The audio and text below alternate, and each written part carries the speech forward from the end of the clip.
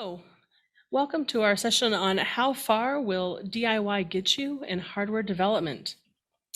My name is Jenny Loper, and I'm the Director of Operations at Zebulon Solutions. We primarily work with startup companies and young companies that are looking to develop their product or their concepts and take them into production. My particular background is in operations, and I have worked in supply chain management, new product introduction, manufacturing transition, resolving quality issues, and manufacturing process development. I'm joined with two panelists today. One of them is Allison Hughes, and we also have Lauren Hafford off camera. Lauren, go ahead and turn your camera on. Welcome. Hey, can you see me? Yes, we can. Good to see you. Awesome. So Lauren is a mechanical engineer. She uses data-driven science to drive decision-making and systems understanding. She's an alumna of the E2-1 Hotels and Fulbright Fellowship programs. She holds a bachelor's degree in materials science and engineering from the Olin College of Engineering. Her experience ranges from structural sheet metal design on a large-scale solar daylighting product to human-centered design on water quality program in rural India. And then Allison, for the last 2 decades, has specialized in designing technology that empowers creativity and self-expression. Her software has supported audio hardware in many Apple products, including Macs, iPhones, iPad, and the Apple Cinema display. Currently, she's the founder and CEO of Beatrice Forms, where they reimagine the apparel design process to fit real bodies. I'm so glad you ladies are able to join us today. Thanks for having us. Yeah, thank you. So as we get into our discussion, we have 4 topics. And I would like to take a break after each section to take questions. So the first that we're going to do is just define some terms around product development. I find that many people don't use the same words in the same way, so I'd like to try and just level set that for our discussion today. Then we'll talk about why would DIY your hardware development? How far can DIY get you? And when do you need to hire an expert? So as I said, I will take a break after each section just to take questions and get some engagement. So we're looking forward to, if you have questions, go ahead and answer them. All right. Our background, I guess I want to say this from a level set, everyone. Our backgrounds are all in developing technology-based products. And we'll be primarily speaking to the inventor types who have a hardware product and want to understand how to get it into the marketplace. But that said, many of our concepts are applicable to nearly any kind of business. So to start off with, let's talk about some of the assumptions and myths about product development. With that, if you want to go ahead and put our slide up and the questions. So would you go ahead in the chat, answer the questions about, have you developed a product before? Either your own or for someone else? What do you think about, I'm sorry, one more time. When you think about developing a hardware product, what do you think you can do on your own? And where do you think you will need help to develop that product? So while the audience answers those questions, I'm going to share a little slide that might be helpful to many, starting for people who are starting to develop a hardware product. I can make this available to anyone who wants it if you want to email me at the end. All right, you want to go ahead and put that up? So many entrepreneurs that I speak with have a very simplistic view about how hardware product is developed. They have an idea and they get it patented, and get a concept built, and then want to go straight to production. They overlook the many intentional iterations that are needed to refine the product and ready it for production. Regardless if you do these steps yourself or employ an expert, there is a need to think carefully and specifically about how a product is developed and the testing completed to ensure it is a robust, reliable, and ready for general consumer use. So with that, let's see what kind of engagement we got. And let's see. I'm looking at this. I don't see if I see any questions in here, but that's okay. We will just keep going. All right, so let's talk about why. Why would we try and develop a hardware product on our own? And I mean, this probably needs the least amount of discussion because of the most obvious answer: lack of funding. You can't pay someone else to do it. But what are some reasons why people would choose to do things for themselves instead of hiring an expert?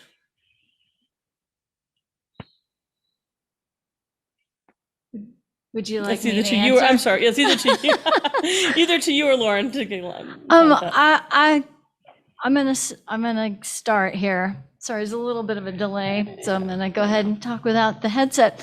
But there's a lot of reasons why you might be interested in building your own prototype. And I'm using the word prototype. I'm not talking about later iterations, but getting started, it might make sense if not just to save money, but to explore the component features one at a time. And that's really easy in many cases to do yourself when you are trying to figure out the kind of business that you want to start. What is the product and who are your customers? Because in the end, you're trying to build a business that will be sustainable and viable. And a lot of times you have to do some exploration to even know whether it's worth it to start at all. So I wouldn't jump straight into hiring expensive experts just to explore some of these basic questions like, is this really a problem that my customer segment has? And I think that, it's a lot easier to explore these things with physical objects and watching people's behavior than it is to just ask questions. Because a lot of times when you're just speaking with people, you can only get limited information. It might be kind of biased. So I find it easier to watch people interact, maybe with just a small piece of your product idea, or it might, just to kind of break it down into pieces. You can only get so far with that, but I think that is a worthwhile pursuit. I agree with that. And I would add, you can also be learning about the landscape that your product is in, or maybe the tech that your product might be fitting in amongst. And then one bad reason to DIY is that you don't know how to find an expert, which is a real thing, but it's not a reason to keep going DIY. If the only reason is because you can't find somebody or don't know how to find somebody. Yeah, that's a really great point about how do you connect into the ecosystem and find people that can help you in your area. I think Allison touched on this about some of the long-term objectives for the business. And so like if your long-term objective is to run a business or sell a business, or even just sell the idea, how does those business objectives influence the DIY? Allison, do you want to take this one? Well, I think that when you are, I think that the first thing, unfortunately, I wish it wasn't the case, but the first thing that you have to think about are finances. To do that, that will take some internal exploration. But like Jenny said, your objectives with the business can be very different. Like, for instance, the business that I'm running, which is custom dress forms from iPhone scans, we knew that we were able to bootstrap, and we were not interested in securing VC or any external investment. And in terms of selling the business, that was pretty far off. So we actually had a longer time horizon. We knew that we were going to go slowly, but moving forward. So for us, we had time to prototype ourselves and DIY it. We also happen to have the technical background, so it made that decision really easy. But if you have an idea that has to scale very quickly to even test whether it's viable or not, so you're going to be taking external investment or raising capital some way, you may need to move a lot more quickly. So the DIY question kind of you don't have endless time to teach yourself some kind of programming language or how to set up some kind of embedded system if you're doing IoT or something like that. So I think that plays a huge role. So Allison, when you set your business up, were you giving thought to what your exit strategy would be, or were you focused on just getting to being revenue positive? We were definitely more focused on just being revenue positive. So we wanted to get a product into the marketplace fairly quickly. But again, I hesitate to use our example for everyone out there because I had, 9 years at Apple in hardware engineering, and my partner had 7 at Apple in software and is a mechanical engineer by trade. So for our product, which was half software, half a physical product, it was a no-brainer. We could get that up and running pretty quickly to get an MVP out there. That's a minimal viable product to start selling. Because to me, that's the ultimate validation of your idea. And if you are doing a self-funded, bootstrapped business, you have to get to making money real quick. So for us, it made a lot of sense to do it that way. Mm-hmm. Thanks for going into that. When I'm thinking about like, how has DIY been beneficial to your business? You've touched on a little bit about the skill set you brought into the business, but could you span a little bit more about how you've been able to do it yourself, and your business has benefited from it? Let's see, how has our business benefited by doing it ourselves? Well, we have a lot of control and we're able to pivot very quickly as we learn things. And honestly, if you come from a technical background of any type, or you're a maker, like this is like your dream come true, right? You're like, this is my opportunity to build. And as a curious maker engineering type, this is like the whole reason we started the business. I mean, honestly, the problem needs to come first. So I actually have a background in home sewing and sewing clothing for myself. So I had a personal passion for the industry and the customers. And so that, all that together with my background, it made a lot of sense for us to DIY it. What are other advantages? That's a great question.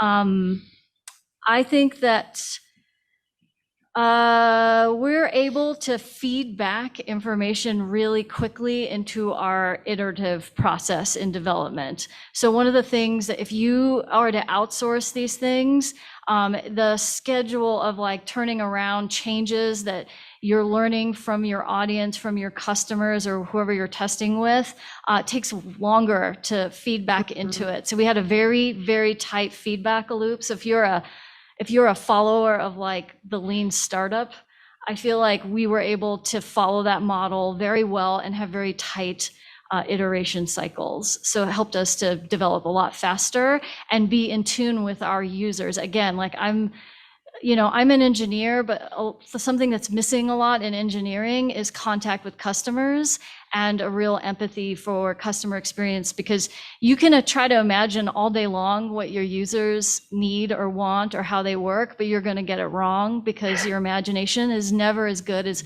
watching people and learning from people actually using the product. Now, Lauren, she's an expert over here at testing, and this is a lot of the mindset and expertise that she's bringing to the table. But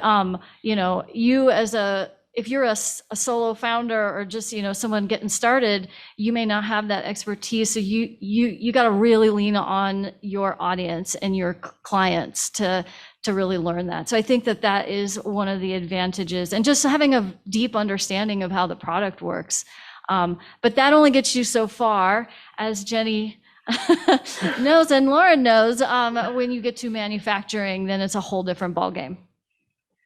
I want to add to that really quick, because I completely support everything you said about listening to your customers and get the product into their hands. And I want to emphasize part of that. So you build your prototype, you get it out in the real world, you get it out with a customer, and then they test it. And the critical part is you got to listen to them. Mm-hmm. Like you got to hear what they're saying and take it in And if you feel that defensive monster, if somebody reveals something that's not great about your product, you feel that defensive monster inside, you take a breath. That's the critical feedback you got to take in. So true. Yeah, it's a great point to bring up. Thank you, Lauren. You know, I like, Allison, that you said you almost perfectly positioned because you had a passion for this new industry you were going into because it came out of kind of a hobby and an interest that you had. But then you also had the technical and the engineering skill set to really do it, that I think that a lot of entrepreneurs are not as necessarily perfectly positioned as you've been, and you've mentioned that. So, Yeah. So, all right. Is there any questions from the audience relative to why would we do something ourselves instead of hiring an expert? I'm going to give that a couple seconds here and see if anything comes up. If not, our next topic is to how far do we take DIY? And I'll give you a second to think about the next question, is that what needs to be done to refine an idea? And related to that, or what kind of professionals are you going to need? So I think if you want to go ahead and start one of those questions, that would be great. You want to go first, Allison? Sure.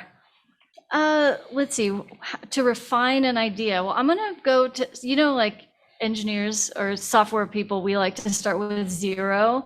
So that would, to me, the refine the idea is 1. 0 is, should I be doing this at all? And so I think that were you talking about the first time you spend money? Or we're still in Not DIY? yet. This is still what needs to be done to really refine that idea and kind of the general process as a whole. Okay. So I still would start with step 0 and talk. I want to just really drive home that user validation piece and just make sure you understand the problem that you're solving very intimately. And then the refinement. I think I touched on this a little bit before, but it is about, so we were talking about building your, first is a proof of concept. So you're going to be putting together a piece of hardware that just shows that you can actually make it, right? And do that feature. Like, can you build the feature that you're exploring or thinking about? Because if you can't build it, it's difficult to test or to put it in front of people. Although there are exceptions to this, and I want to take the opportunity to point this out right now. There's a method called concierge, and even with a hardware product, you can test certain parts of the idea without actually building anything that's technical, if you're a non-technical founder. So an example of this is we did some consulting with a company called Track Pacer, and what their idea was it was a string of LED lights that go around a track, like a 400-meter track, and different color lights would go at a different pace, so you could follow these lights and pace you're running. And one way you could prototype that and do one iteration without building anything is to have somebody wear a red t-shirt and another person wear a blue t-shirt, and they run the paces on the inside of the track and people follow it.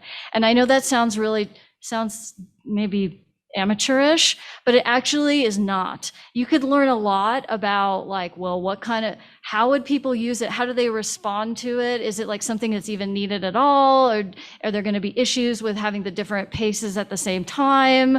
I don't know what the issues are, but I'm just saying you can concierge. So that may be the step 0 that I was talking about. But then, so the next step is, okay, can I build this at all? Like a feature.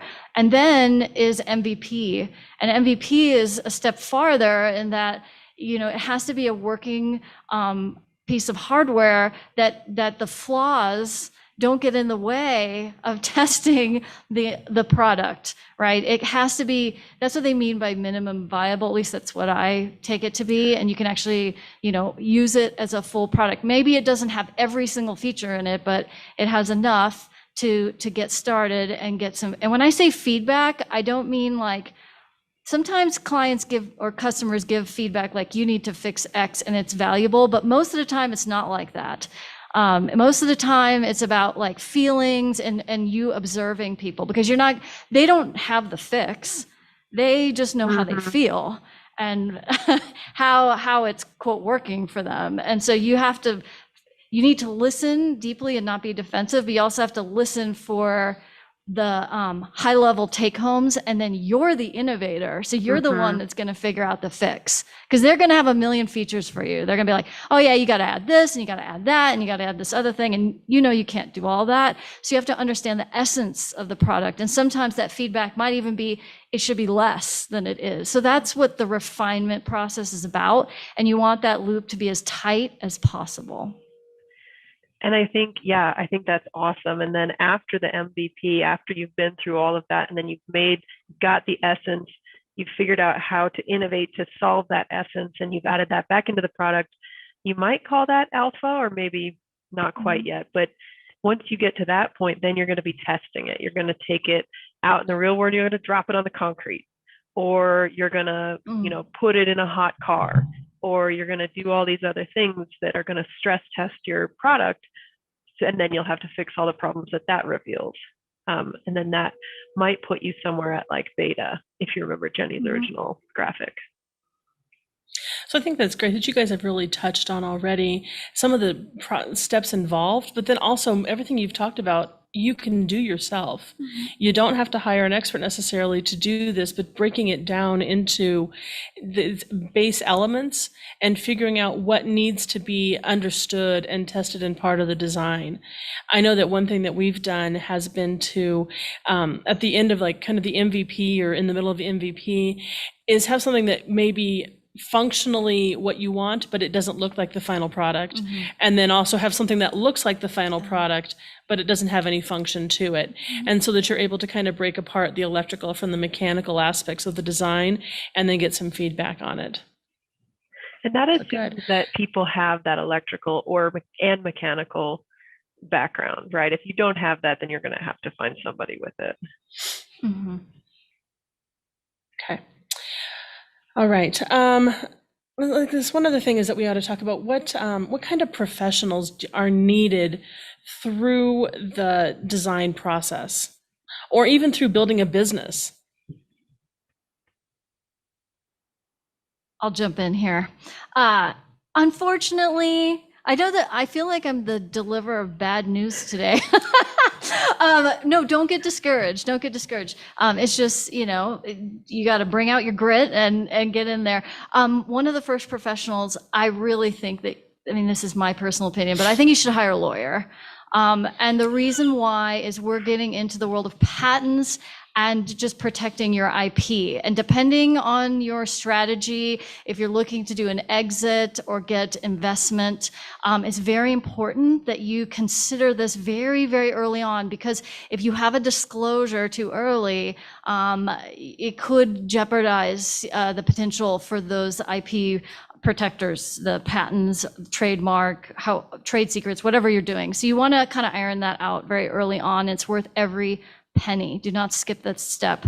And then when it comes to technical profession, if it's an engineer or a product designer, or even product testing, mechanical, electrical, whatever that is, I would actually recommend that you hire one expert that has a hardware background that can advise you on what to do next. So instead of this person doing technical work for you at first, they're more of like an advisor on how to approach this. Because some of the stuff you might be able to do yourself with some expert guidance, and you are a lot cheaper than that expert that you're going to hire. So to kind of maximize this, now not all experts, technical experts, are going to be wanting to work this way, but they are out there. That's when I was doing consulting with Little Barn Industries, our consulting company. We actually did offer that service, so that helped. And then they can help you do your hiring, right? Because how would you verify or validate that you're hiring the right professional and they have the expertise that you need, right? You don't even know, you're totally brand new to this area. How would you hire somebody? So you can hire this initial person on a very short-term basis, right? Because it doesn't take a lot of time in terms of hours to give you this advice, right? Because you can pull on their network and they can make recommendations and then perhaps help you to interview. So that would be my piece of advice, especially if the budget is tight. And if you have time, because what we're talking about is the mentor or expert comes and has a big picture view of the landscape of this technology, and they can give you some really good advice, and then you have to do the legwork to reach these milestones that they've sort of set out for you. So, but it's a very cost effective but time consuming way to go. Mm-hmm. Yeah, I think that's a good point to bring up, Lauren, that you do have to fully develop the idea, or at least get it down the road more. So I guess related to that, how do you see inventors not developing an idea far enough before they either hire an expert or try to rush into production?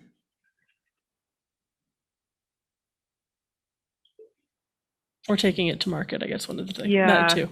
I think the people that I've worked with who fall into that category, it was a case of they don't know what they don't know. So they weren't aware that how much work there is between the MVP and the production, how much development has to happen, how advanced the CAD needs to be, or the electronics design needs to be, meaning you've built, you've tested, you've iterated. I think, yeah, I don't know. What would you have to add to that, Allison? I think that's, you know, I to be perfectly honest, like I've kind of been on two ends of the spectrum in terms of the process. So my specialty is more very, very early stage prototyping to MVP, and then working at Apple, I was at the very end, like having more mature manufacturing processes and hardware in place with a very structured way of doing things. So I feel like I'm not as much of the expert here in between. I think maybe Jenny might have something to add here. Yeah.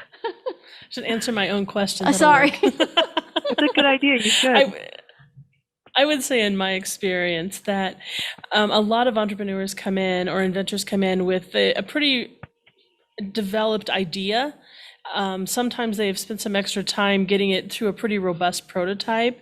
But I think if you remember the slide that I put up at the beginning, it's not been refined and narrowed down to being really something that you can take to a contract manufacturer to have quoted out.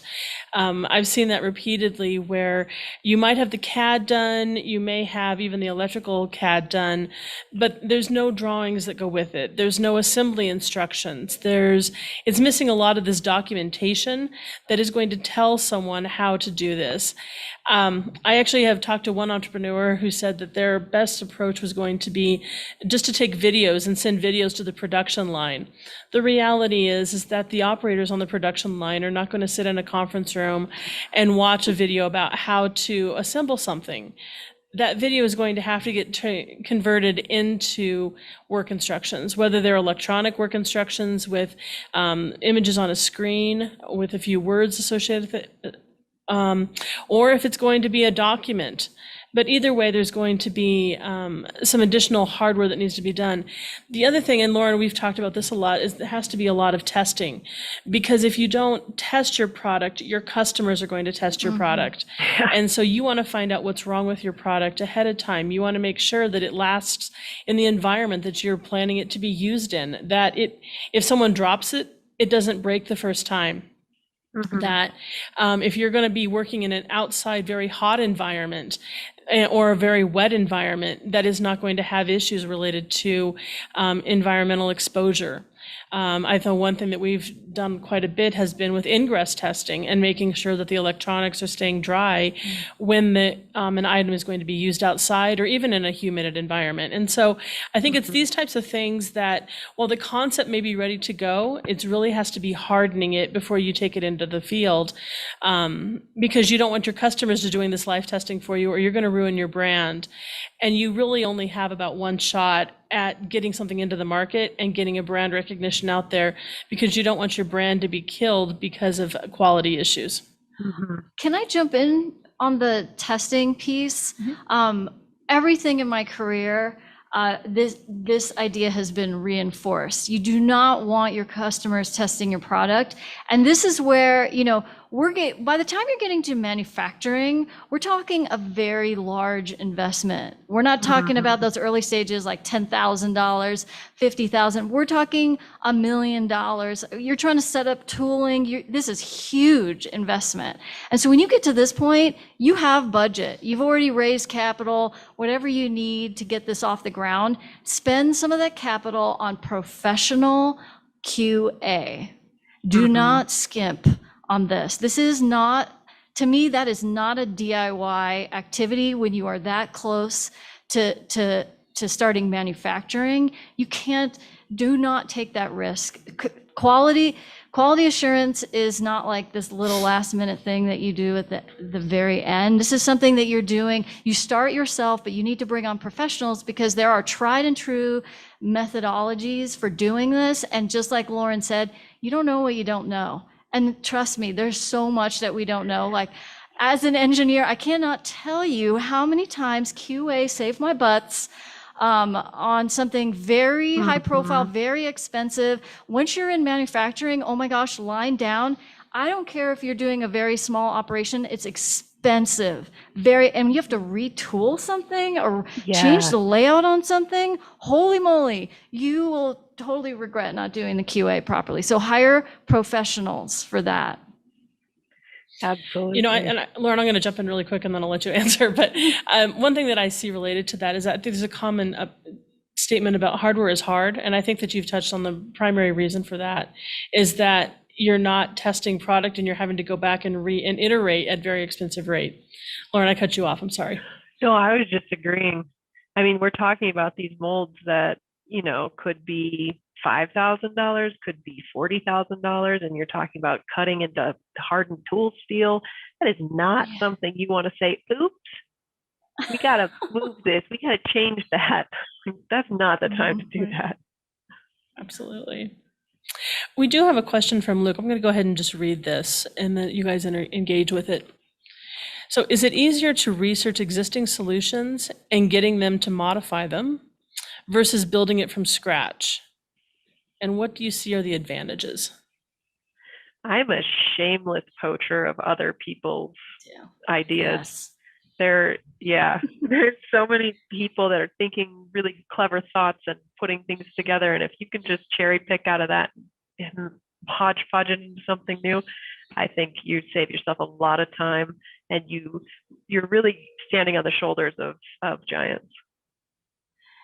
The other thing is you should always be surveying the existing landscape in whatever technology or industry you're in by looking at comparable solutions and things that you can just purchase off the shelf. You're basically doing a survey of what's out there.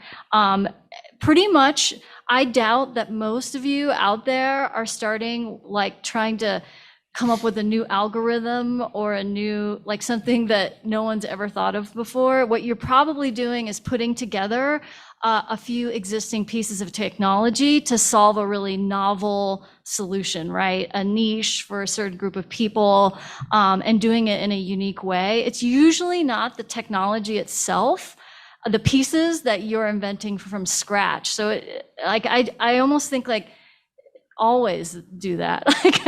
There's very few cases. I mean, I guess there's some geniuses out there, they're gonna, come up with a new algorithm, new math for something, but usually there's a piece of software that's out there. The other thing is, I always try to delay, as an engineer, you're always like, I want to just make everything because that's like the thing that gets you Mhm. excited.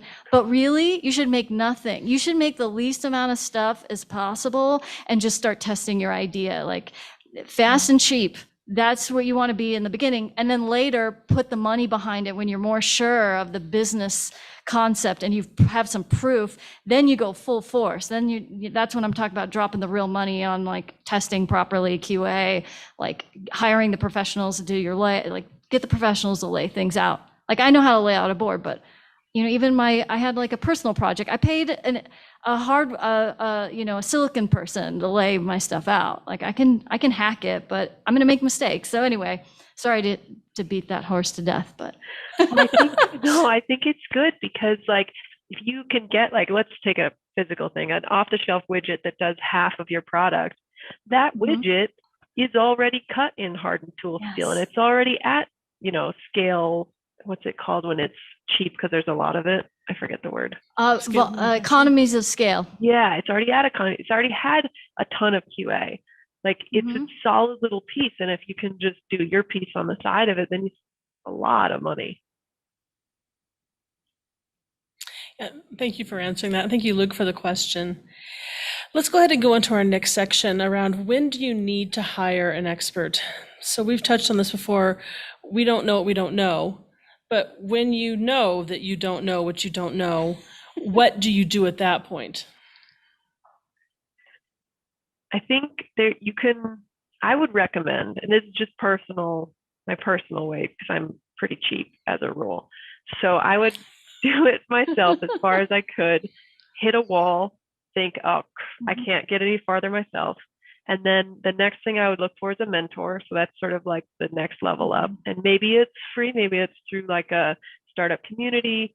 Maybe it's someone you pay for on a limited engagement, like Allison was talking about with her company. And then you see if you can get farther with that. So that person is telling you, all right, go that direction. Then you run that direction. You do the legwork, you get as far as you can. If you run out of time, if it's way beyond your skill set, then go out in the marketplace and engage a consulting firm in whatever discipline you're stuck in. And I think that's, the sort of stepped approach. Totally agree with that. All right, good. Well covered, Lauren. All right, then. We've already talked about like the first professional we would hire is a lawyer. What is one professional beyond the lawyer that you would always hire?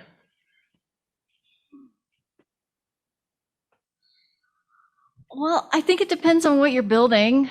I guess, is this conversation just limited to hardware? Because if you're, a lot of times hardware involves other things. So if you did a hardware product these days, there's probably software involved somewhere, maybe, and then maybe product design. So you may have industrial design, you have your enclosure, you may have mechanical, that kind of goes with the industrial. So it really depends on the product. Like Lauren was saying, it's kind of like when you hit that wall and you've already done a lot of legwork already. So you have an idea of where you're headed to, and so one of the things I learned at Apple, and most of you know this, but it's good to just be reminded, focus on one thing and do it really, really well. Don't make it so complicated where you need every single one of these professionals. Focus, what's your number one, feature? First of all, what's the problem you're solving? And what's the number one thing that you are solving? Focus on that thing. Because then if it's just one aspect, like maybe you don't need, that fancy ID, whatever, or you don't need that extra button or those extra 2 sensors or whatever. Like the more you can get rid of and get it down to its essential parts, it's just going to be easier. Then maybe you can get away with hiring one person. Maybe you only need electrical. Like maybe if it's an electronic device, you could just hire an electrical engineer, like just to lay out your board and make sure using these components properly and pick out the best components to get started. Like, I don't know. I just think reduce the complexity, get to the essence of your product, and that will tell you which expert you need to hire first. Agreed. And in that example, if you can boil it down to you just need an electronics engineer to lay out the board, then, and let's say you don't have any other skills, which obviously you do, but let's pretend you don't, you can get an off-the-shelf enclosure. They have like waterproof or not waterproof, they have vented, whatever you need, and just like kind of Lego it into place with all the off-the-shelf parts you can. And you could get to a minimum viable product, or maybe even alpha. Yeah. We've talked a little bit about testing already, but let's talk a little bit more about how do you identify all the corner cases that we need to be tested so that your customers aren't going to be doing the testing for you? Yes, I think that's, I think the way you phrased it is perfect, because the hard part here is not doing the tests. The hard part here is identifying what tests you should be doing. And for that, the question you're answering is like, how do we expect this product to fail in the real world? And the answer to that is you really need that expertise. So hopefully this is core to your product, which means it's core to your expertise, which means you will have some of that expertise. You'll know that it's going to be splashed by water. You'll know it's going to be stomped on by a horse, whatever it is. But if you don't have that expertise, you better go find it, either a mentor or pay somebody or whatever. But knowing what to expect out in the real world and how you need to be testing that is a matter of just, having sort of seen things fail. Yeah, and if you've got a firmware component, then it's like a whole nother set of things that you may not be aware of, and that is an experience-based exercise. I learned so much by being, like, I didn't learn this from school. I learned from working in a company and seeing things fall over in the way people organize their tests. So those edges are not going to be clear to you as a layperson, or if you're not familiar. I really think this is where you want to get a mentor. If you happen to have someone in your network, I know I was kind of pushing the pay someone, but like, let's say there's no budget for that. I love the idea of starting to go to meetups and build up your network, because that's kind of what I did to start my first project. My first project didn't turn into a company because I figured out it wasn't a good business idea. But even with my background in industry, I benefited greatly from just networking in the local area. One of the best resources that we found is go to your local makerspace. So we use Tinkermill here in Longmont, and I actually found our electrical engineer there. Amazing resource. You have people doing fabrication there and all sorts of disciplines. So, really take advantage of those resources that you have. I mean, I don't know if our audience extends beyond Longmont, but these maker spaces are all over the country. Take advantage. Wow, you can find a lot there. Absolutely. And as soon as you get that mentor to say, okay, you got to test this at 5 degrees C and 55 degrees C. You've got to test it at 55 degrees C with humidity. You can mock up all those tests. You can, like I've done, we were talking about the rice cooker. I just put a little Tupperware in the rice cooker, turned it on keep warm, and that got to about 55 degrees C, 95% humidity. It was a cheap way to do that test, that initial test. But knowing what to test is the hard part, and then you can figure out how to like mock it up, ratchet straps, big crushing things. We had to get 200 pounds on a product. So I stood on it, and then my partner went piggyback on me, and we like added all that weight and we stood on the thing, and that we got 200 pounds on, or, it's more than 200 pounds, but you know what I mean? You can mock it up. It's fun. Yeah, we do have a lot of fun in the testing area, don't we? Yes. It is fun. We've got a few minutes left, so I'm going to ask our audience if there's any questions that you'd like us to answer in the last part of this session. While the questions come in, I'll have you guys think about, when did you try to do something on your own, but either found you needed an expert or really wish you'd hired one? I have a quick answer. I'll never touch anything legal. Oh, yeah. Me too.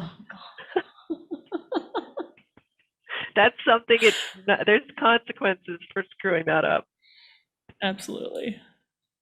Yeah, I am so with you, Lauren. That's why I keep talking about lawyers, because I've seen some bad things happen. And even myself, we had some slip ups, and you can't take it back. There's no going back. Like once you do something in the world, that question, I've messed up lots of times and needed help. In fact, I used to mess up in my job where I was being paid, I worked at Apple, and there were plenty of things I didn't know how to do, and I needed help, and I needed to reach out. And like that, just so you know, when you have an idea and you're an inventor or you're a maker, you get really emotionally and personally tied to those ideas. Like this is your identity. And so you have to learn the quote smart person is actually the one that knows that they don't know. And that's a great quality to have. And so think of it more as like you're just being curious and asking questions. Like you want to be a pro question asker for your client, your customers, these people these experts you're going to work with. So that's your job. Be curious, ask great questions. Can I add one more group to that? Because that's awesome. Okay. So your customers, what was the other one you said? The experts you're gonna hire. Yes, and suppliers. All of your suppliers. Yeah. Anyone who's machining something for you, any board house that's doing board for you, whatever feedback they give you, listen to it. All right, one last question in our last 30 seconds here. What are new skills you've picked up either to run your business or develop a product? Should I jump in? Mm-hmm. Yeah. Oh my gosh, where do you start? Oh my gosh, you only got 30 seconds. I'll go 30 seconds. Oh, the pressure's on. Marketing. I know the best one is customer research. So had to learn that quickly. Like, how do you do an interview without leading people and biasing them? How do you set up experiments to watch people's behavior? Fascinating stuff. Loved that, learning about that. Nice. Awesome. All right. We don't have time. Let's go on. All right. So many new skills. All right. Well, ladies, thank you so much for joining us in this discussion today. I appreciated looking at what things we can do ourselves, when we really need to hire experts, and how we learn a lot in this process when developing a product. So I think with that, we'll go ahead and talk about what the next session that's coming up. It's building an authentic and operational plan for DEI. So DEI, for those who don't know, is diversity, equity, and inclusion. It's a subject whose time has come. Our panel of distinguished thought leaders and innovators include Betty Ortiz of Casa Alvarez, Ricardo Cabrera of the Latino Chamber, Professor Sonia Stovall, and Fred Davis, the Director of Culture and Diversity for a Washington financial service company.